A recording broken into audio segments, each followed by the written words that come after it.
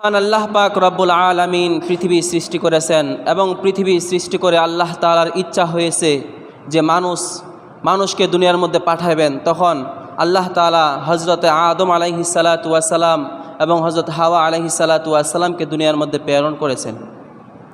এরকমভাবে ধারাবাহিকতার সাথে আজ পর্যন্ত অসংখ্য অগণিত মানুষ দুনিয়ার মধ্যে ভূমিষ্ঠ হইতেছে এবং দুনিয়া চলতেছে। এবং মানুষ যে দুনিয়ার মধ্যে আছে এবং মানুষ যে চলতেছে, এই মানুষ কার হুকুমে কার বিধানে চলবে আল্লাহ তাআলা কুরআনুল কারীম নবী মুহাম্মদুর রাসূলুল্লাহ সাল্লাল্লাহু আলাইহি ওয়াসাল্লামের উপর অবতীর্ণ করে দিয়েছেন।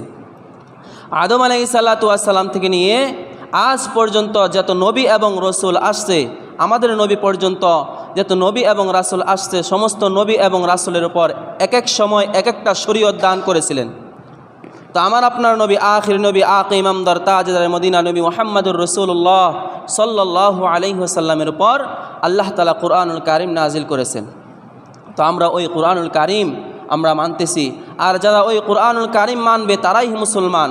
আর যারা কুরআনুল কারীম মানবে না, যেরকম অন্য অন্য ধর্ম অবলম্বী যারা আছে, হিন্দু, বৌদ্ধ, ইহুদি, খ্রিস্টান, নাসারা যারা রয়েছে, তারা আমাদের ধর্ম ইসলাম ধর্ম মানে না এবং কুরআন এবং সুন্নাহ মানে না, এই জন্য তারা মুসলমানও হইতে পারে নাই।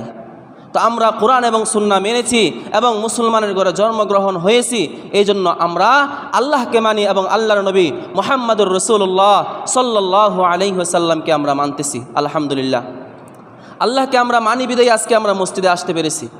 আল্লাহর হুকুম আমরা মানি বিদায় আজকে আমরা সবার আগে মসজিদে আসতে পেরেছি। তো আমাদের মুসলমান ভাইয়েরা এখনও যারা বাড়িতে ঘোরাফেরা করতেছেন, আপনারা সকলেই জুমার নামাজ আদায় করার জন্য জুমার মসজিদে চলে আসুন। কেননা এই জুমা অত্যন্ত গুরুত্বপূর্ণ, জুমার দিন অত্যন্ত গুরুত্বপূর্ণ দিন।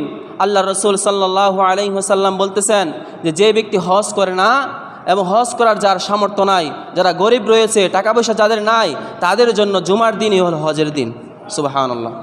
তো দেখেন, এই জুমার দিন যদি আমরা গুরুত্ব দেই আর এই জুমার দিন যদি আমরা দুনিয়ার ফাহশা এবং দুনিয়ার সমস্ত কাজ থেকে ফারেক হয়ে যদি জুমার দিন নামাজে আসতে পারি, তাহলে আল্লাহ তাআলা আমাদেরকে একটা হজের সওয়াব দান করবে। আল্লাহু আকবার, সুবহানাল্লাহ, সুবহানাল্লাহ।